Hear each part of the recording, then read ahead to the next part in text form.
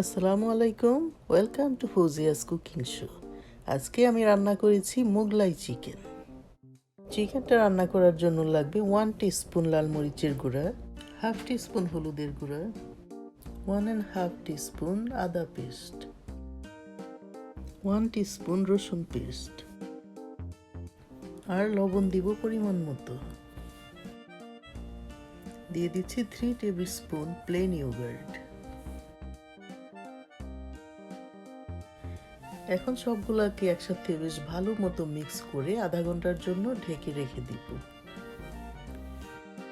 পাতিলের মধ্যে আমি পরিমাণ মতো অয়েলটা দিয়ে রেখেছি। এখন আগে থেকে ম্যারিনেট করা চিকেনটাকে আমি 7-8 মিনিট ভেজে নেব।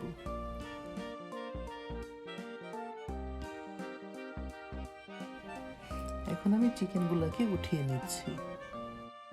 চিকেন ভেজে নেওয়া অয়েলটার মধ্যে আমি দিয়ে দিলাম 4-5টা এলাচ, দিয়ে দিলাম একটা কালো এলাচ, 2 টুকরা দারুচিনি, একটা তেজপাতা। সবগুলোকে একসাথে নেড়ে চেড়ে যখন বেশ নাইস একটা গ্রান বের হবে তখন আমি ভেজে রাখা চিকেনগুলোকে অ্যাড করে দিব। আবারও 3-4 মিনিট নেড়ে চেড়ে এটাকে মিক্স করে নিব।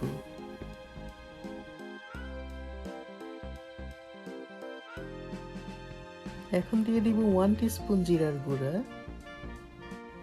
1 টিস্পুন ধনিয়ার গুঁড়া, হাফ টিস্পুন গরম মশলা, আবারও দিব হাফ টিস্পুন লাল মরিচের গুঁড়া।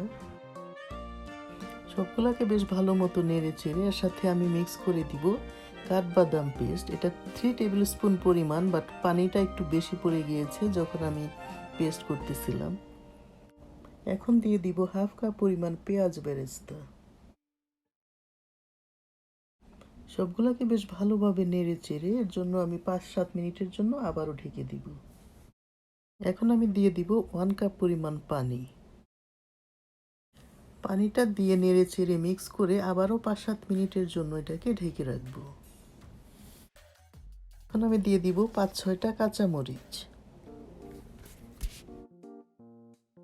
মোগলাই চিকেন রান্নাটা একদমই শেষের দিকে। এখন আবারও আমি অ্যাড করে দিব কিছু পরিমাণ পেঁয়াজ বেরেস্তা।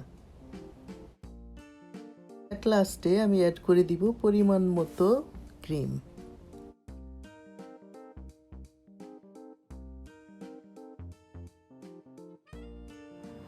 তৈরি হয়ে গেল আমার স্বাদে গন্ধে অতুলনীয় মোগলাই চিকেন। আপনারাও ট্রাই করতে পারেন, আশা করি ভালো লাগবে। আবারও কথা হবে নতুন কোনো রেসিপি নিয়ে। সে পর্যন্ত আপনারা সবাই ভালো থাকবেন।